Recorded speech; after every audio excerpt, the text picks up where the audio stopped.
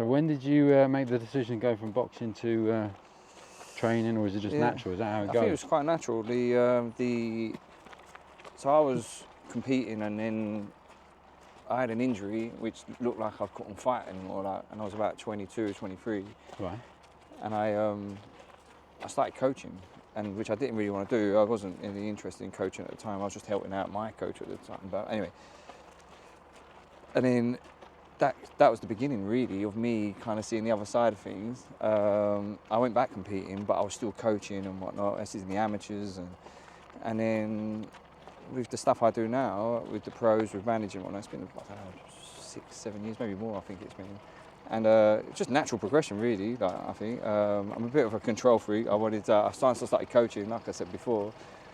I was like, why should I let anyone else manage them? I'll manage them. Do you know what I mean? So I went and got a manager's license, and then it was a case of promoting. It was like, well, I'm going to get a promoter's license as well, then, do you know? Why not? You have to be in the game to get them licenses. Like years of experience, or the licenses are not easy, not particularly easy to get. There's many different licenses. The main ones are coaching, managing, promoting. The managing one's the trickiest one to get because it's well, you're in complete control, as you know, of the box. You can sign any fight for the boxer. You can sign on their behalf. So yeah, you've got to be well qualified to do it. You've got to go through a bit of a process to get it. But, yeah. And when did you meet Don? I met Don a long time ago. So Don, this is Don's 4th gym, I think it is.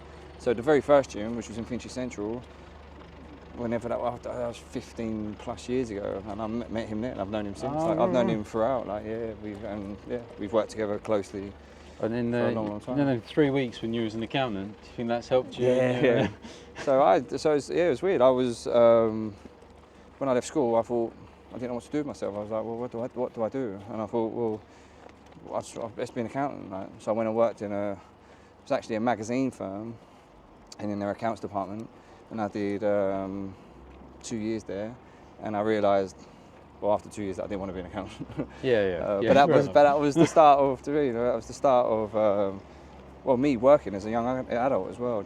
Were you boxing then?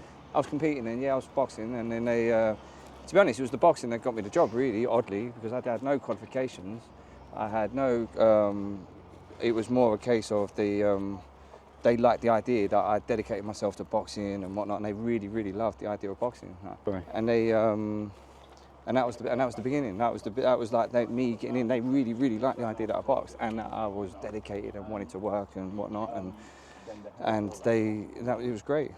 But then I thought, no, I don't want to do this. I want to do something that's something that's more related to what I love, which is fitness and boxing. And as coach, is it evolved? Has it changed in the years that you got involved? Apart from the social media, which has changed the sport, but the crux of it, the main base of boxing, the way it works, it's the same. It's no different. It's fights are fights and contracts are contracts, and there's not been too much change. Is there more promoters coming into the game?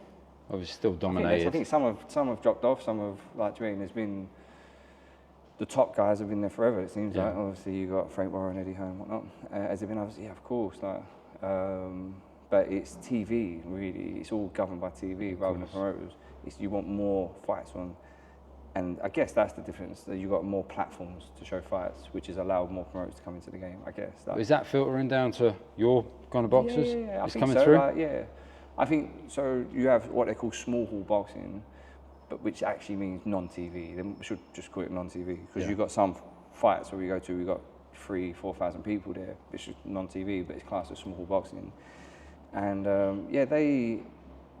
doubt that level of boxing has increased because of the nature of platforms, like fights being streamed now, which has brought more money into it, which has allowed those shows to up their game and their quality. And some of the shows we've been to, which are non-TV, which are being streamed now, are like TV shows. Yeah. The quality is so it's improved, I guess, at that level. But not really. Like the whole game itself, it's not changed too much.